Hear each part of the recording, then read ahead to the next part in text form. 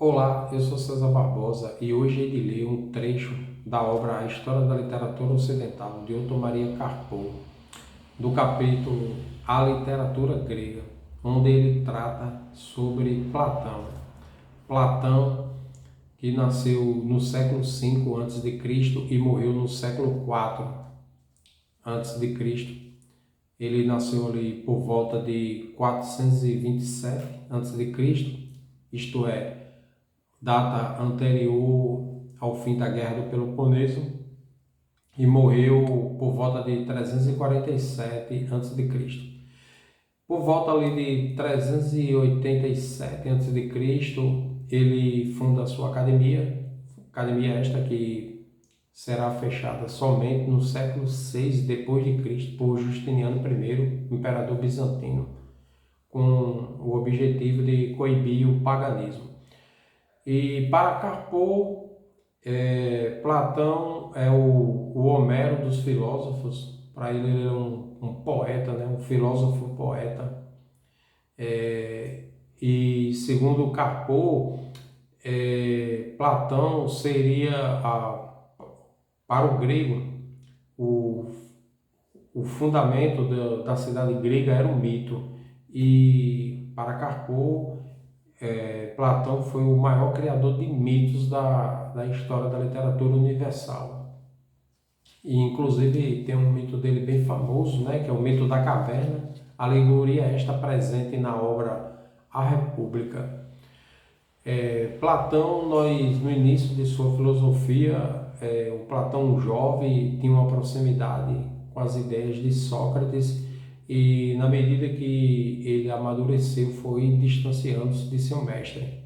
Foi aluno de Sócrates e mestre de Aristóteles. Sócrates não escreveu nada e Aristóteles escreveu muito, sobre tudo. No entanto, o que chegou até nós de Aristóteles foram anotações de aula. Por isso, Otto Maria Carpo não tratará de Aristóteles aqui na História da Literatura Universal. Então, leamos nós o que Otto Maria Carpo diz sobre Platão, este que juntamente com Sócrates e Aristóteles são os três maiores filósofos do mundo de todos os tempos.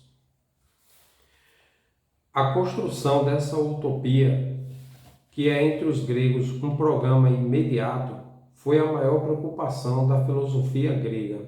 Com os sofistas e Sócrates, a filosofia torna-se retórica, isto é, analisa a composição dos fatos morais, cujo fim último é a moralização das almas, salvação que parece religiosa e que se enquadra na renovação do mito.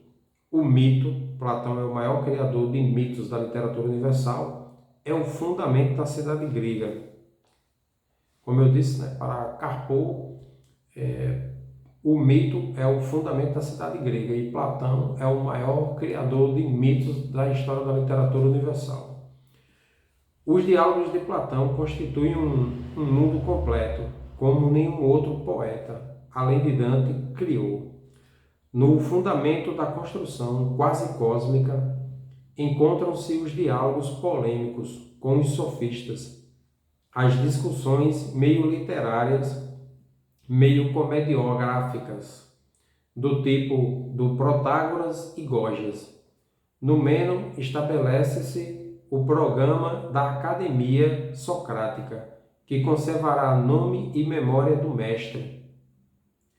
Platão não tem, contudo, o intuito de escrever uma biografia documentada do seu mestre. Sócrates é, para ele, um símbolo, e símbolo é o fim da sua vida, o suicídio sereno, após o discurso sobre a imortalidade da alma no Fédon. Daí em diante, o Sócrates dos diálogos platônicos torna-se centro de uma companhia fantástica de seres superiores, cuja reunião máxima, cheia de alegria sublime, é o simpósio. O banquete de Sócrates com o poeta trágico Ágaton, o comediógrafo Aristófanes, o pederasta Pausanias, o médico Eriximachos, o aluno de filosofia Fedro e a sacerdotisa Diótima. É uma noite de ebriedade patética.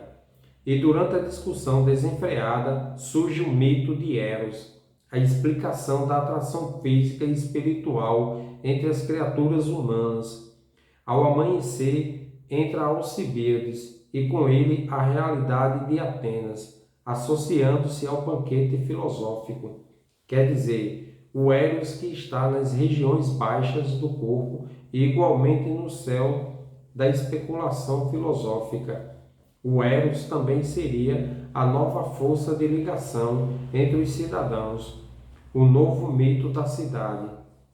Desde então, Platão abandona os abismos do seu inferno de sofistas e as prisões do purgatório das almas, em que Sócrates sofreu, para subir ao paraíso da sua mitologia. No Timeu, conta como advertência o mito historiográfico do continente de Atlântida, que se perdeu como se está perdendo a Grécia.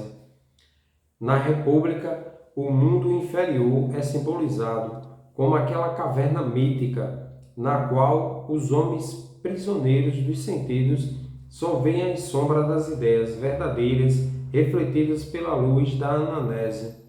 E Platão opõe na mesma obra a educação irreligiosa dos sofistas, o mito da educação totalitária da mocidade grega, a fim de que ela integre o estado utópico, em que a verdade, a beleza e a justiça acham realização. O malogro de Platão, na tentativa de realizar a utopia na Sicília, já não teve importância. O realismo grego incluiu também nos seus cosmos as criações do espírito, e estas em primeira linha. Neste sentido, o mito platônico já era uma realidade mais real até do que a vida política, que, desligada do seu mito tradicional, já não tinha realidade completa e ia agonizando. Os mitos platônicos são criações poéticas, em cuja realidade o seu autor acreditava correspondem àquelas invenções na Divina Comédia que não têm base no dogma ou nos axiomas da filosofia tomista e que, no entanto, representam a realidade florentina que Dante encontrou no seu outro mundo. Tampouco os mitos platônicos são axiomas filosóficos. Por isso, Platão os expôs em diálogos de índole literária, dramática, com a pretensão de criar uma cidade e talvez uma religião, mas sem a pretensão de defender um sistema filosófico. Nunca na antiguidade os diálogos de Platão foram citados como obras de filosofia racional. O grande criador de formas filosoficamente entre os gregos foi Aristóteles, do qual não podem tratar a história da literatura, porque, ao que parece, todas as suas obras literariamente elaboradas se perderam, ficando-nos apenas cadernos de notas e aulas. Os mitos de Platão são antes metáforas poéticas, às quais a posteridade atribuiu correspondência com realidades superiores. A atividade de Aristóteles parece principalmente um esforço de corrigir, segundo as experiências empíricas, as conclusões lógicas, os erros de Platão. O equívoco do platonismo. Mas aqueles erros revelaram-se indestrutíveis. Toda a história espiritual da humanidade, de Sócrates em diante, é uma psicomaquia entre os seus dois sucessores. No campo da filosofia racional, a vitória coube as mais das vezes a Aristóteles, mas a influência indireta de Platão, através da especulação cristã e de toda a literatura idealista, foi maior. O filósofo Platão agiu na história indiretamente, a ação direta era impedida pela forma da sua obra, pois Platão é poeta. A origem da poesia platônica talvez fosse casual. A dramaturgia do diálogo seria, como o estilo coloquial de Platão revela, a transformação artística das conversas filosóficas que Sócrates inventara para refutar os sofistas e expor de maneira dialética os seus próprios conceitos. Essa origem será motivo das maiores dificuldades para a compreensão da filosofia platônica. A filosofia de Platão é dogmática. Baseia-se num a priori, a existência das ideias e o seu reflexo na nossa mente.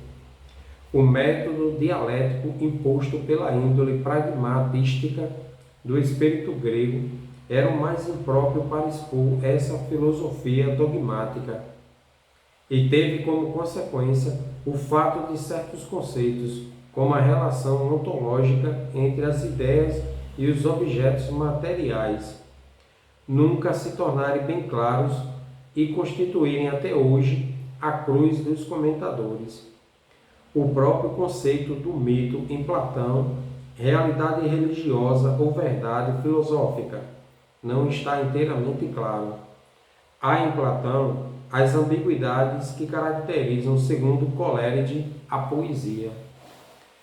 O método dialético e a exposição dialogal eram caminhos de evasão, assim como a explicação dos dogmas platônicos mediante as perguntas e respostas, um tanto céticas de um Sócrates meio imaginário.